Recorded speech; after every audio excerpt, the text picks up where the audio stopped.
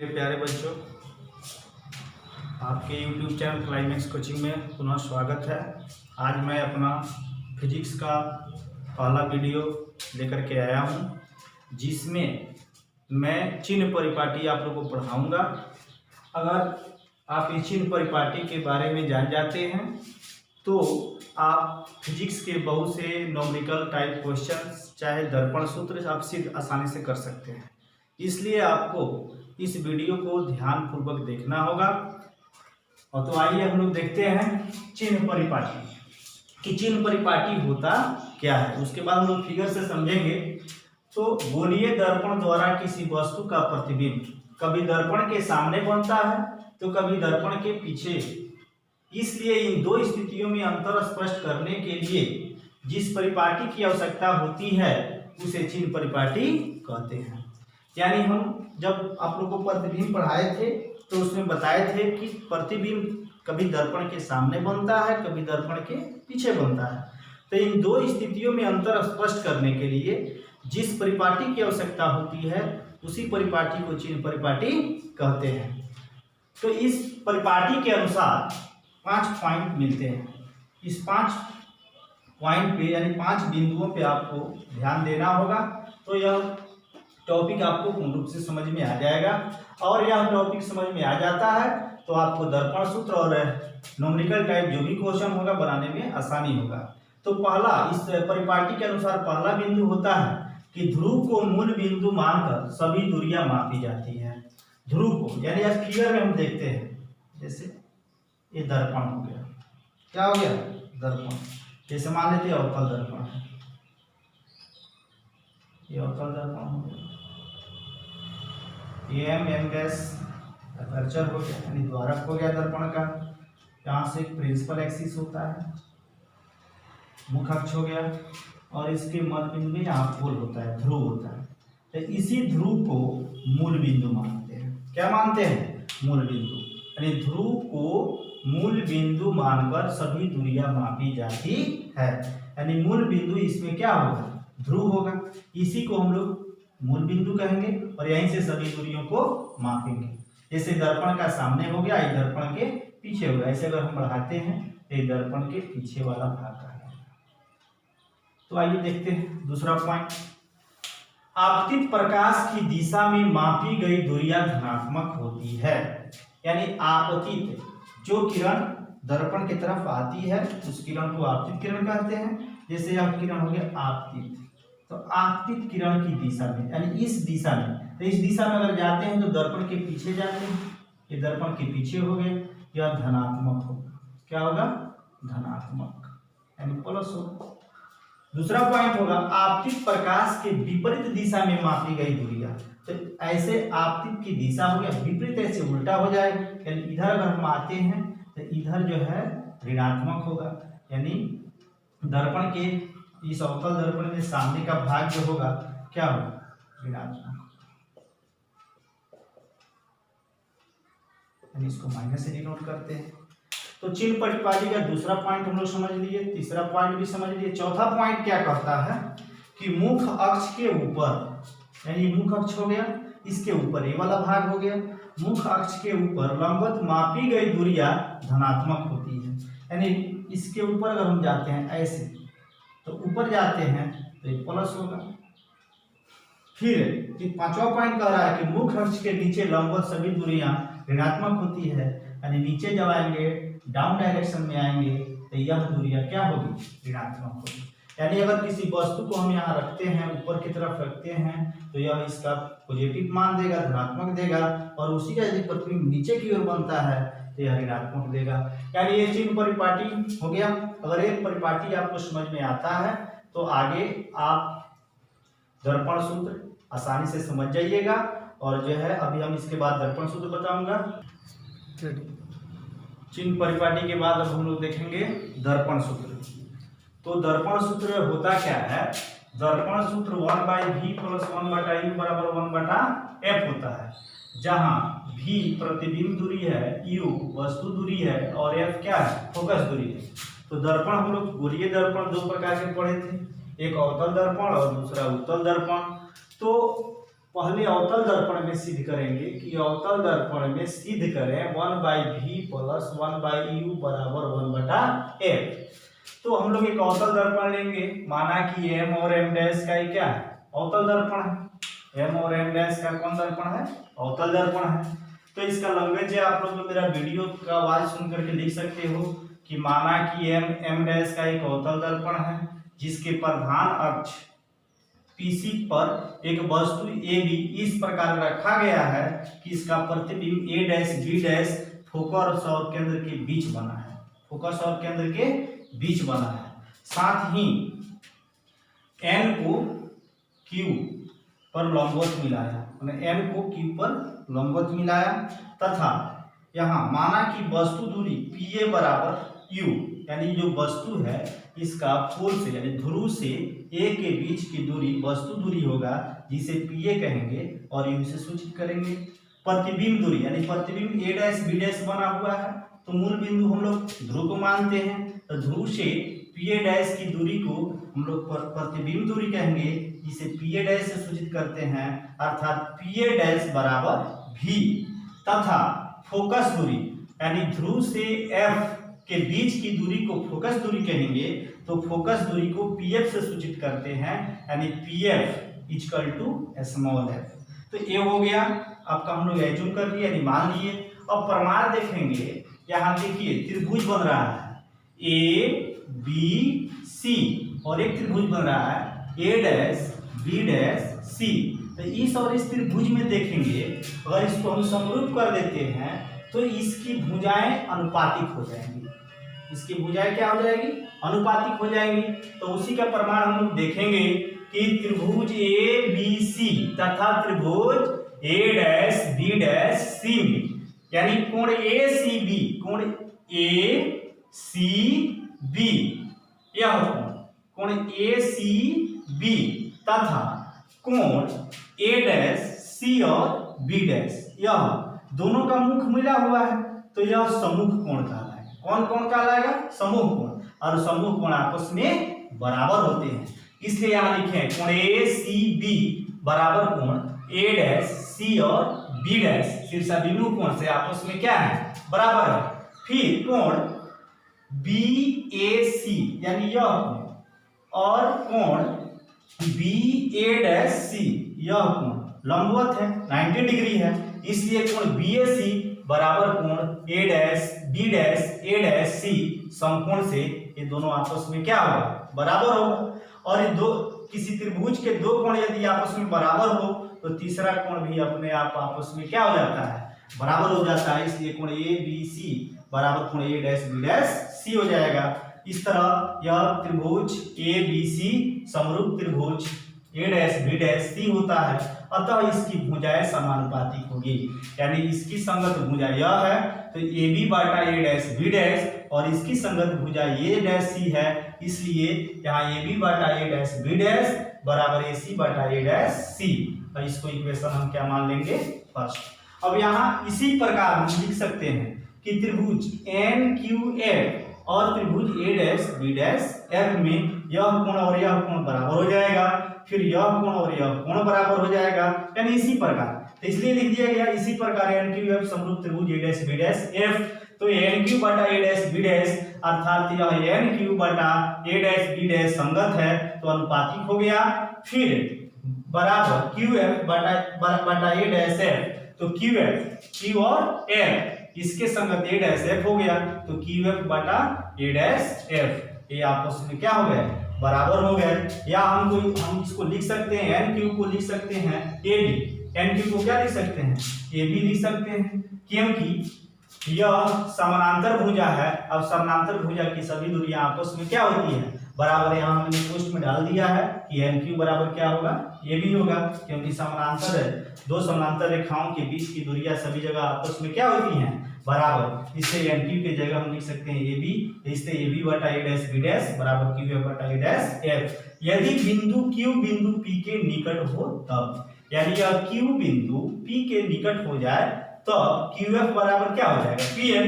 तो इस QF के जगह हम क्या रख सकते हैं, PF रख सकते हैं, अर्थात AB बटा A डैश B डैश बराबर PF बटा A डैश F इक्वेशन क्या हो जाएगा सेकेंड। अब समीकरण 1 है समीकरण 2 से, तो समीकरण 1 का LHS क्या है ए बी बटा ए डैश बी डैश, इसका भी ए बी बटा ए डैश बी डैश। तो समीकरण 1 एवं 2 से जब LHS बराबर है तो RHS भी क्या हो जाएगा बराबर हो जाएगा, इसलिए यहाँ ए सी बटा ए डैश सी बराबर PF बटा ए डैश F होगा।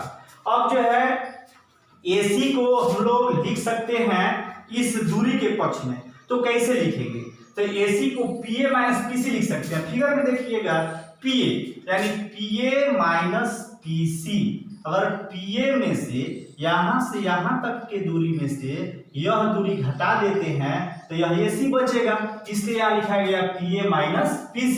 उसी प्रकार A डैश C को हम लोग क्या लिख सकते हैं, तो PC माइनस PA डैश, यानी PC यहाँ से यहाँ तक की दूरी में से यह PA डैश घटा देंगे तो A डैश C बचेगा, अर्थात A डैश C के लिए हम लोग लिखे PC माइनस PA डैश बराबर PF, ताकि PF को आपको पता है, और फिर A डैश F है तो A डैश F को हम लिख सकते हैं PA डैश माइनस PF। इस चीज को समझने के लिए आपको फिगर में देखना होगा, तब जाके पूर्ण रूप से आपका कंप्लीट हो सकता है। चिन्ह परिपाटी का प्रयोग करेंगे, चिन्ह परिपाटी का प्रयोग करके समीकरण 3 में मान रखेंगे। तो चिन्ह परिपाटी के बारे में हम इसी वीडियो में बताए हैं शुरुआत में कि मूल बिंदु से इधर जाते हैं तो माइनस, दर्पण के पीछे जाते हैं तो प्लस, ऊपर जाते हैं तो प्लस और नीचे आते हैं तो माइनस। तो उसी का प्रयोग करके हम इस समीकरण में मान को रखेंगे। तो चिन्ह परिपाटी से देखिए PA यहाँ माना कि वस्तु PA U है, तो U इधर ना है, मूल बिंदु से इधर है तो माइनस हो जाएगा, तो माइनस ही हो जाएगा। फिर यहाँ चिन्ह माइनस है तो माइनस हो गया। PC, तो PC जो है वक्रता त्रिज्या है और PC F के दुगुना होता है और ये भी माइनस होगा, तो इसलिए यहाँ माइनस 2F लिया गया। फिर बाटा PC माइनस PA डैश, तो PC का वैल्यू माइनस 2F हो गया और आपका माइनस है तो यहाँ फिर माइनस हो गया। PA डैश, तो PA डैश को क्या माने हैं, भी माने हैं, और प्रतिबिंब दूरी भी माइनस में है तो यहाँ माइनस भी हो जाएगा बराबर PF हो गया माइनस F और PA डैश माइनस भी हो गया, फिर माइनस है तो माइनस, अब PF हो गया माइनस F। यानी इस अवतल दर्पण में सभी दूरियां ऋणात्मक है, इसलिए सबका मान चिन्ह परिपाटी से हम लोग क्या लिए हैं, माइनस में लिए हैं। अब हल करेंगे तो माइनस है तो माइनस ही हो गया, माइनस माइनस प्लस 2F हो जाएगा। फिर माइनस 2F है तो माइनस 2F हो गया, माइनस माइनस प्लस भी हो गया, इसका माइनस F हो गया, फिर माइनस भी या माइनस माइनस प्लस F, और क्रॉस गुना होगा, इसे इसमें होगा और इससे इसमें होगा, तो गुना किए तो क्या है UV minus UF minus 2VF plus 2F square बराबर 2F square minus VF square. अब 2F square 2F square cancel हो जाएगा, क्योंकि इसको उधर ले जाएंगे तो माइनस हो जाएगा और कट जाएगा। अब ये माइनस 2VF है, उधर जाएगा तो प्लस हो जाएगा, तो एगो VF इसमें से घट जाएगा, तो यहाँ क्या बच जाएगा VF बच जाएगा, क्या बच जाएगा VF। तो यहाँ UV माइनस UF बराबर VF। अब दोनों तरफ UVF से भाग करने पर, यानी इधर भी और उधर भी, तो UV बटा UVF, फिर यहाँ हो जाएगा UF बटा UVF, फिर यहाँ UF VF बटा UVF। अब UV से UV कट जाएगा, यहाँ F से F कट जाएगा, U से U कट जाएगा, V बच जाएगा, यहाँ F से F कट जाएगा और V से V कट जाएगा, तो यहाँ क्या बचेगा 1 बटा F, माइनस है तो माइनस, यहाँ क्या बचेगा 1 बाई V और यहाँ कब बचेगा 1 बाई U। तो यहाँ माइनस 1 बाई V है तो उधर भेजेंगे तो क्या हो जाएगा प्लस 1 बाई V। इस प्रकार 1 बाई F बराबर 1 बाई V प्लस 1 बटा U, यानी यह अवतल दर्पण का हो गया। किसका हो गया अवतल दर्पण। तो यानी अवतल दर्पण में होता है दर्पण सूत्र 1 बाई F बराबर 1 by V plus 1 by U। बड़ा टॉपिक था। अभी हम लोगों ने इसके पहले देखा कि अवतल दर्पण में 1 by V plus 1 by U बराबर 1 बाई F। अब सेकेंड है गोलीय दर्पण उत्तल दर्पण, और इसमें देखेंगे कि 1 by V plus 1 by U V plus 1 बटा U बराबर 1 बाई F कैसे होता है, इसको भी सिद्ध करेंगे।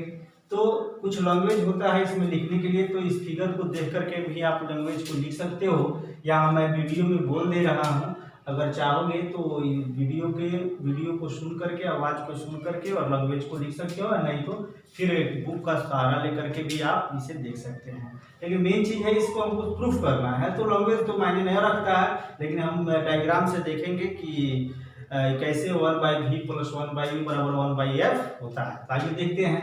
माना कि m डैश का एक उत्तल दर्पण है, m डैश का एक उत्तल दर्पण है जिसके प्रधान अक्ष OPC पे एक वस्तु AB रखा गया है जो अनंत और ध्रुव के बीच स्थित है, जिसका काल्पनिक प्रतिबिंब दर्पण के पीछे A डैश B डैश पोल और फोकस के बीच बनता है।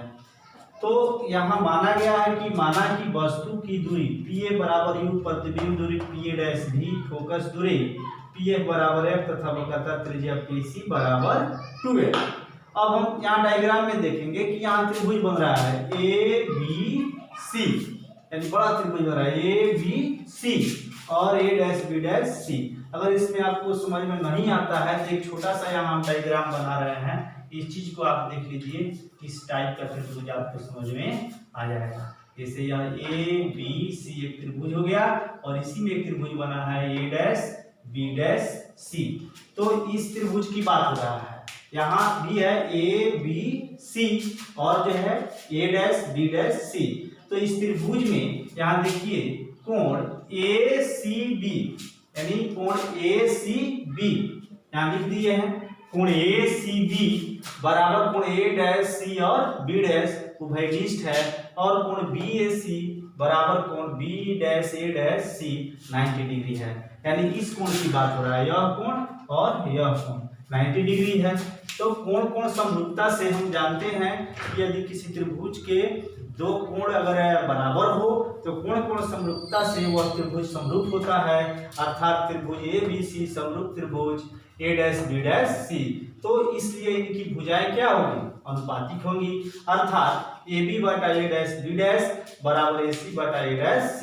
इसको इक्वेशन क्या मान लेंगे, फर्स्ट मान लेंगे। इसी प्रकार त्रिभुज ABP, यानी यह त्रिभुज ABP और त्रिभुज A dash B dash P में, त्रिभुज A dash B dash P में। अब यहाँ हो गया A dash B dash P, तो A dash B dash P कहाँ है, इसको हम ऐसे अगर बढ़ाते हैं तो A dash B dash P हमें मिल जाएगा। A dash A dash B dash और P में देख लीजिए, यहाँ एक त्रिभुज ABP और A dash B dash P में देखिए, इसी प्रकार इसकी भी भुजाएं भी क्या होगा, अनुपातिक होगा, अर्थात इसी प्रकार त्रिभुज ABP समरूप त्रिभुज A dash B dash P हो जाएगा। अब AB बटा A dash B dash AP बटा A dash P, equation second हो गया समीकरण 1 एवं 2 से। अब 1 एवं 2 से देखिए, यहाँ AC बटा A डैश C बराबर AP बटा A डैश P। अब इसको हम लोग ऐसे विस्तृत करके लिख सकते हैं AP प्लस PC, यानी AC को क्या लिख सकते हैं, AP प्लस PC, यानी यहाँ से यहाँ तक की जो दूरी है AP या प्लस क्या हो जाएगा, PC हो जाएगा, वहीं लिखा गया है AP प्लस PC। अब फिर बटा A डैश C है तो A डैश C यहाँ है तो PC माइनस PA डैश हो जाएगा, तो PC माइनस PA डैश बराबर PA बटा PA डैश। अब चिन्ह परिपाटी से, अभी चिन्ह परिपाटी मैंने इसी वीडियो के फर्स्ट टॉपिक में चिन्ह परिपाटी पढ़ाया, तो चिन्ह परिपाटी से यह देखो दर्पण के इधर दूरियां ऋणात्मक और इधर धनात्मक, तो इसमें सिर्फ वस्तु दूरी इधर है जो क्या है, ऋणात्मक है, बाकी फोकस दूरी चाहे प्रतिबिंब दूरी चाहे आपका वक्रता त्रिज्या की दूरी जो है ऋणात्मक होगा। तो वही यहाँ लिखा गया चिन्ह परिपाटी से -u प्लस 2f बटा 2f माइनस v बराबर -u बटा v। अब माइनस, अब क्रॉस मल्टीपल यानी गुना करेंगे तो -uv plus 2vf minus uf plus uv। अब इसको इधर एक तरफ करेंगे तो ये क्या हो जाएगा, -2vf बराबर -2uf प्लस 2uv। अब यहाँ दोनों तरफ 2uvf से भाग करने पर, तो इसको भागा करेंगे तो जैसे मैंने इसके पहले वाला में बताया था, तो ये सब समझ में आ गया होगा, इसमें कोई दिक्कत ना है। अब वहां से देख लेते हैं कि कैसे होता है, भागा करने पर ये सूत्र ही जाएगा। तो देखिए यहाँ 2vf, तो 2vf बटा 2UVF हो जाएगा बराबर -2UF बटा 2VF, फिर प्लस 2UV बटा 2VF। कैंसिल हो जाएगा, F से F, 2 से 2 कट जाएगा, V से यानी 1 बटा U बचेगा बराबर यहाँ क्या बचेगा 1/V बचेगा माइनस, फिर यहाँ क्या 2UVF बटा 2UVF बटा 2UVF हो गया, तो ये कैंसिल हो जाएगा, तो क्या बचेगा यहाँ 1/V बचेगा बराबर -1 बटा आपका क्या बचेगा, यहाँ हो गया 1 बटा U हो गया, यहाँ 1/V बचेगा और प्लस 1 बटा F बचेगा। तो इसको इधर ला लेंगे तो 1/V प्लस 1 बटा U बराबर 1 बटा F, यानी उत्तल दर्पण में विकसित हो गया। तो आप यहाँ 3 चीज सीखे, चिन्ह परिपाटी क्या है, अवतल दर्पण में 1/V प्लस 1 बटा U बराबर 1/F, और उत्तल दर्पण में भी 1/V plus 1/U plus 1/F सिद्ध हो गया। तो इसका प्रयोग हम लोग कहाँ करेंगे, न्यूमेरिकल को बनाने में। मैं विश्वास करता हूँ कि आप लोग मेरे इस वीडियो को बार बार देख करके इस चीज़ को समझ जाइए, ताकि न्यूमेरिकल बनाने में कोई दिक्कत नहीं हो, और इस वीडियो को लाइक और सब्सक्राइब करें और बच्चों तक पहुँचाने का काम करें। फिर नेक्स्ट वीडियो में न्यूमेरिकल लेकर के आऊँगा।